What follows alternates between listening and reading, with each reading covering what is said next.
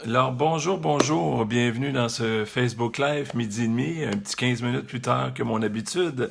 Raison particulière, le titre de mon petit Facebook que j'ai mis, les vacances et les finances, est-ce que ça va bien ensemble? Nous arrivons à peine, je pensais le faire dans le bout de Chicoutimi, mais on a décidé de partir tout de suite après le déjeuner de Chicoutimi, donc on arrive de 2h30 de voyage. On a arrêté un petit, théoriquement 5 minutes à l'étape, mais ça a été plus long parce que le temps qu'ils redémarrent leur système informatique pour les pompes à essence, donc on est resté quasiment près de 15 minutes, si c'est pas un peu plus. Donc c'est ce qui fait que j'étais un peu plus là, de 15 minutes de petits retards sur mes habitudes du midi et quart, le jeudi, jour de paye.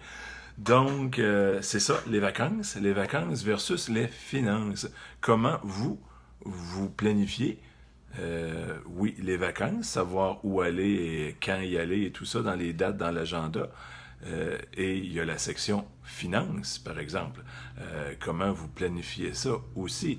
Est-ce que, il faut vous tordre un bras pour prendre des semaines de vacances? Et de si êtes-vous des bourreaux de travail parce que vous aimez ça en manger et vous n'avez pas de notion de dire j'ai besoin de prendre des vacances, que c'est le patron qui doit quasiment vous tordre une oreille pour dire hey, tu pars en vacances, ou des fois il y a des gens qui sont bourreaux de travaux par besoin financier en demandant au patron ben gars, donne-moi des surplus de sous, du temps que je n'irai pas en vacances, paye-moi là en argent en surplus, ça va m'aider à payer peut-être des petites cartes de crédit, tout ça.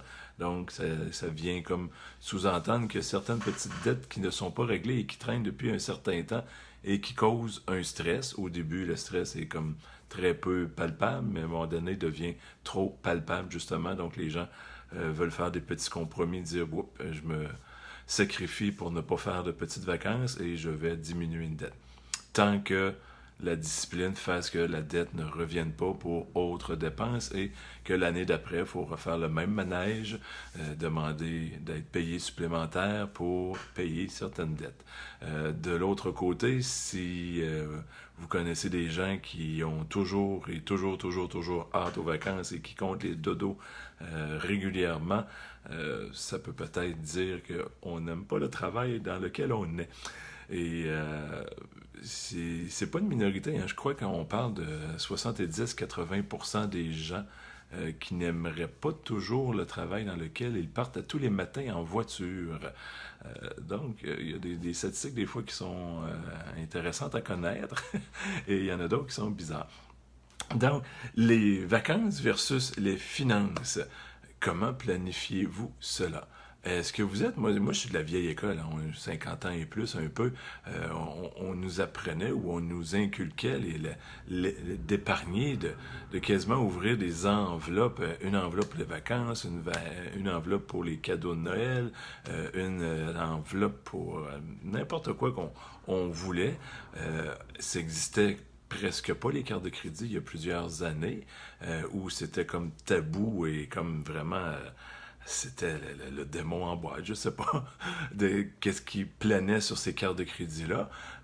Donc, il fallait à ce moment-là planifier vraiment à l'avance, dire, ben, si on veut faire un voyage de 2 jours, comme nous, là, on est parti 2 jours à l'hôtel, plus on est allé voir La Fabuleuse avec mes 3 enfants, c'était vraiment fabuleux, c'est le cas de le dire, c'est gigantesque, moi c'est la deuxième fois que je le voyais, je l'avais vu en 2003 une première fois, et là je l'ai revu avec mes 3 enfants, donc c'était agréable de faire cette sortie-là. Donc, euh, admettons, pas de carte de crédit, comment est-ce qu'on fonctionne? Ben, il faut avoir les sous à l'avance et pouvoir payer pendant que le voyage avance. Les restaurants, l'hôtel quand on part, le payer cash, les billets de théâtre pour la fabuleuse, les payer cash aussi. Donc, il faut comme prévoir à l'avance.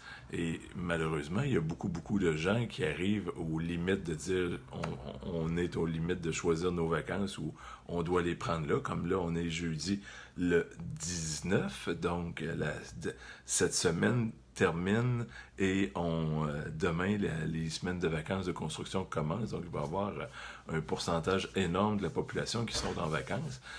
Est-ce qu'ils vont mettre ça sur les cartes de crédit?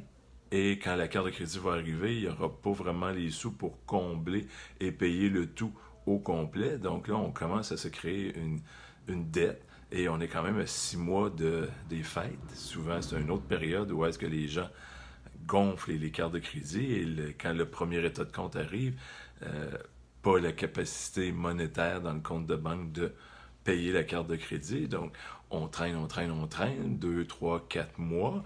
On souffle peut-être 1, 2 mois, on arrive aux vacances, on n'a pas beaucoup de liquidité dans le compte de banque d'accumuler. On met, et c'est toujours la belle petite parole que beaucoup de gens se disent, ben, je le mérite bien, on est ici pour vivre une vie. Bon, tous les petites excuses. Je commence à dire à mes enfants des excuses de merde. Donc, c'est un peu ça on se sent, on se croit de plus en plus, on se crée des croyances qu'on mérite et tout, mais tout ça pour cacher peut-être des fois un manque de formation, un manque de compréhension des finances et comment bien les gérer. Donc, c'est un peu le petit point, le petit grain de sel que je voulais parler aujourd'hui, la petite graine à semer pour réfléchir, pour penser. Merci pour les petits cœurs, ceux qui passent, j'aime bien ça. Ou ceux qui vont revoir les rediffusions, là, des pouces ou des cœurs, j'aime bien ça. Donc, c'est ça que je voulais dire, c'est semer la graine de dire, ben, prévoir à l'avance, oui, on prévoit, dans 4 mois, mes vacances vont être là de telle date à telle date, merveilleux, mais quelles vacances je vais prendre, comment ça va coûter, est-ce que j'aurai les sous avant même les vacances pour pouvoir les payer, ou comme j'ai déjà parlé dans une autre petite capsule, une carte de crédit, on peut faire à peu près 6 à 7 semaines d'un petit crédit, d'une avance d'argent, dans le fond, de 6 à 7 semaines. Mais l'entre-deux, il faut avoir être certain qu'il va y avoir une entrée d'argent qui va arriver, un bonus ou un cadeau ou un héritage qui va arriver là, de façon très rapide. Qu'on dit, ben, je vais dépenser à l'avance et avant de recevoir mon état de compte, ben, je vais avoir cette entrée d'argent-là et il faudrait être assez sûr que ça rentre à l'intérieur de ça.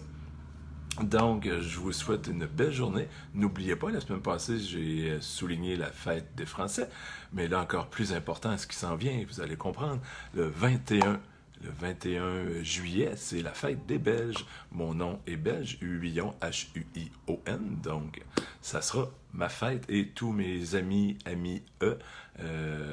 masculins, féminins, autant ici au Québec, Canada, que la Belgique même. Bien, je vous souhaite tout de suite une belle journée, profitez-en.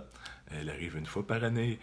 Je vous souhaite une belle journée et je vous dis à une prochaine. J'aurai d'autres sujets là, pour semer des petites graines de conscience là, sur le côté des finances. Bonne journée et profitez des vacances si pour vous ça commence dès demain pour les 2 semaines de construction ou si vous l'êtes déjà, ben, tant mieux. On en profite à plein, il fait beau, petite canicule qui s'en vient. On en profite pareil. Bonne journée.